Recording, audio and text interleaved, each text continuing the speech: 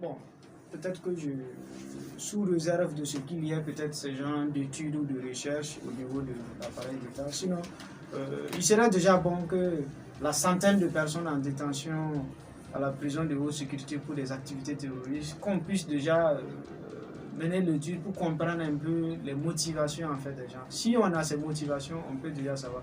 Mais de façon brute, comme je l'ai dit, il y a des gens qui basculent parce qu'ils pensent effectivement qu'on peut appliquer la charia, il faut faire ceci.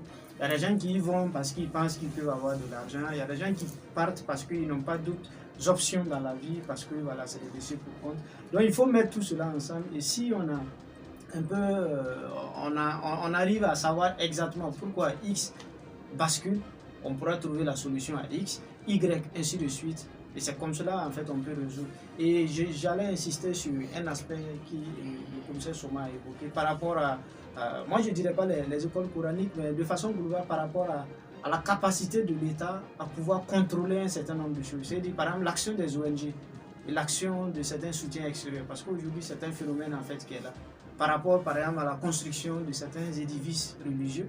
Je sais que, par exemple, dans le Yaga, il y a un village Tita, c'est dans le Yaga, où le préfet s'est opposé à la construction d'une mosquée parce que la réglementation est là. Quand vous voulez construire un édifice religieux, il y a de la documentation qu'il faut fournir, il faut prouver les sources de financement, même l'emplacement de l'édifice. Je sais que le préfet a voulu s'opposer parce que les choses n'étaient pas claires. On ne sait pas où les gens ont eu l'argent pour la construction de cet édifice religieux.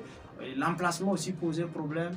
Or, nous avons un État qui n'arrive pas à pouvoir contrôler en fait tous ces phénomènes-là. Et souvent, il faut rappeler aux gens que Ouagadougou n'est pas le Burkina Faso. Voilà, même à Ouagadougou, comme le commissaire Soma l'a dit, je suis sûr que, ou du moins, je parie que ce n'est pas évident qu'on ait un répertoire de tout ce qu'il y a comme édifice religieux dans la ville de Ouagadougou. Toutes religions confondues en fait.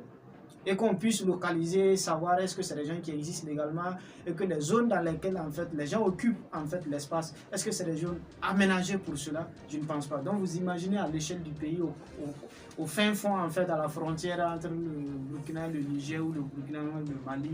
Donc il y a un travail de contrôle aussi déjà fait. Et l'action des ONG aussi, les structures caritatives, il faut avoir un œil sur ça parce que quand on prend l'exemple de Ansarou, Madame Ducot, on sait comment ça s'est passé. Il y a même eu une représentation diplomatique qui a financé parce que le monsieur se présentait. Donc, il faut que l'État, on puisse avoir un État fort, qui puisse avoir un droit de regard sur ce que les gens injectent comme argent dans certains circuits, que ce soit l'humanitaire, le caritatif, le religieux. Et ça permet d'éviter un peu certains dérapages ou certaines situations assez dramatiques que nous vivons aujourd'hui. D'accord. Alors, mais pour ce qui concerne les jeunes, il va falloir dire que, comme vous l'avez